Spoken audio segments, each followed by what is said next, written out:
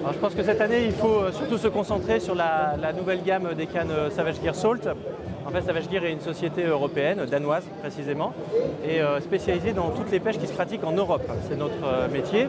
On est une des seules marques réellement 100% européenne. Et après avoir pris le leadership, comme on dit, sur la pêche du brochet, en particulier en eau douce, on s'intéresse maintenant évidemment à l'eau salée. Et sur le bar, on avait déjà tout un tas de leurres et de cannes qui existaient. Mais cette année, on s'est beaucoup concentré sur les cannes, avec tous les types de pêche en Méditerranée et en Atlantique qui intéressent les pêcheurs. Ça va de legging au tataki, en passant par le slow seaguing, jusqu'au thon, avec des gammes de thon très performantes qui permettent généralement de pouvoir batailler des thons jusqu'à peu près 100-150 kg. On attend des cannes plus puissantes pour l'année prochaine.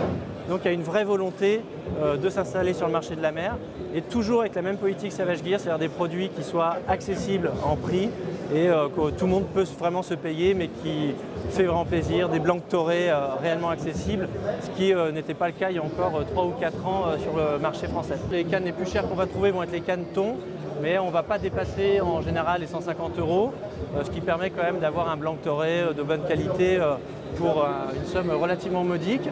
Mais on a quand même des anneaux type K en SIC, des porte-moulinets déjà largement éprouvés.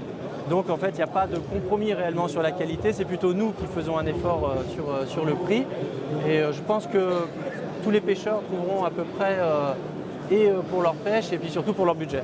Alors, la petite question que je me posais, moi, c'est vous les Français qui avez fait un peu de lobbying pour avoir cette canne bleu-blanc-rouge?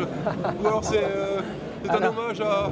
C'est une sorte d'hommage parce qu'en réalité la France est le plus gros marché de Savage Gear en Europe et Maz aime beaucoup la France, il est très à l'écoute de ce qui se passe ici et il est évident que sur des cannes type rock fishing, il a principalement pensé à nous puisque celles dont tu me parles, c'est des cannes pour pêcher finesse et c'est la France le pays du rock fishing en Europe.